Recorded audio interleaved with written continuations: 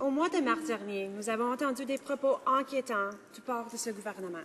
Le centre fiscal de Shawinigan, qui emploie jusqu'à 1 500 personnes à certaines périodes de l'année, risque de fermer selon les dires de certains. Lorsque mon collègue de Trois-Rivières et moi avons questionné le ministre à ce sujet, nous n'avons obtenu aucune réponse précise.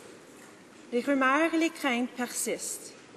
Vous pouvez comprendre comme cela peut inquiéter les employés du centre. Ce que nous demandons aujourd'hui, c'est des réponses claires. Lorsque j'ai demandé à l'honorable ministre du Revenu national s'il y a eu des études ou il y a eu des rapports sur les impacts économiques et sociaux d'une fermeture ou du maintien du centre, j'ai eu aucune réponse. Quand j'ai demandé quelles étaient les données de la plus récente évaluation de performance du centre, j'ai eu encore aucune réponse. Quand j'ai demandé quel était l'échéancier visé pour une décision finale, encore aucune réponse. Même que lorsque nous avons d'abord soulevé la question, la secrétaire parlementaire de la ministre des Ressources humaines et du Développement des compétences et la ministre du Travail a répondu en faisant référence à l'automatisation des demandes de l'assurance-emploi. Le centre fiscal de Shawinigan Sud ne traite pas des demandes d'assurance-emploi. La secrétaire parlementaire comprend mal ce dossier, confondant l'assurance-emploi et les impôts. Encore plus inquiétant, elle ne dément pas ces rumeurs. Le gouvernement laisse planer la doute. Les gens de mon comté comptent sur ces emplois. Depuis le dépôt du budget 2012, les employés de la fonction publique sont inquiets, avec raison. Ils ne savent pas qu'est-ce qui va arriver avec leur emploi. Le gouvernement laisse planer le doute et pendant ce temps, des milliers de familles soumises au stress d'une incertitude. Cela, ce n'est pas humain. Les compressions du gouvernement fédéral réduiront les services et feront augmenter le taux de chômage partout au pays. Je suis inquiète et c'est mon devoir, en tant qu'élue, de soulever cette question à nouveau.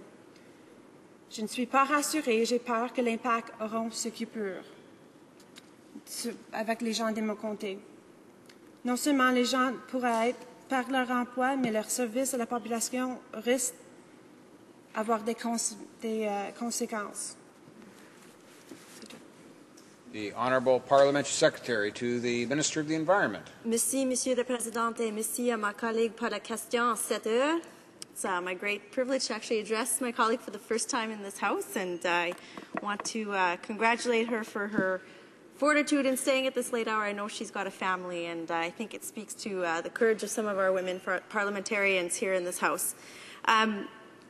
You know, Mr. Speaker, at this point in time, especially when we're seeing the debt crisis in Europe, it behooves our government to look at ways that we can ensure that our financial house is in order. And we're doing so in a large part with Budget 2012 and part of the bill that we're debating tonight, C-38. The goal of these bills, of course, is to ensure balanced finances while spurring job creation and economic growth. So we have that made in Canada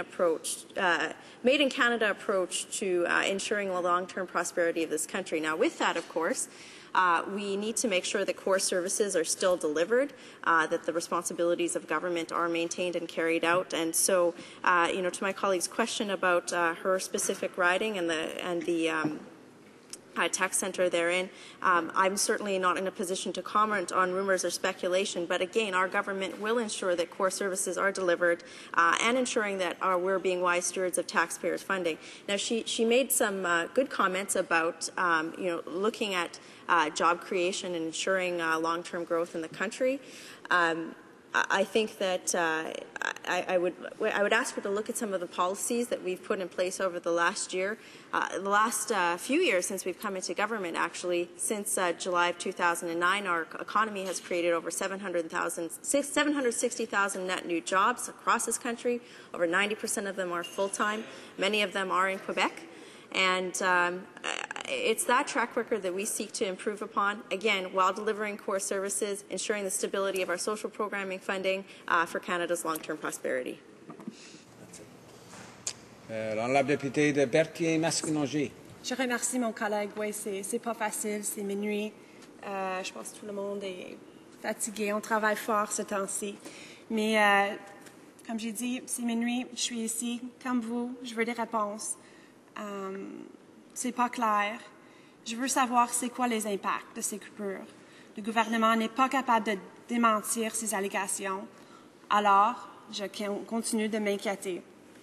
Le 8 juin dernier, l'Agence du revenu et les syndicats des employés de l'impôt se sont rencontrés, mais les réponses sont toujours les mêmes. L'Agence soutient que les décisions à venir sont confidentielles. Cela ne laisse rien à présenter le bon. Pouvez-vous nous dire quand le gouvernement donnera l'heure juste sur les coupures à l'Agence du revenu du Canada? L'honorable secrétaire parlementaire. Well, thank you, Mr. Speaker. Again, to speak to some of my colleagues' concerns, across government, we're seeking to ensure that we're delivering core services with excellence and to the level of standards that Canadians expect. But we're also doing that while being wise stewards of taxpayer funding and promoting a plan to ensure the long-term growth and prosperity of our country. Thank you.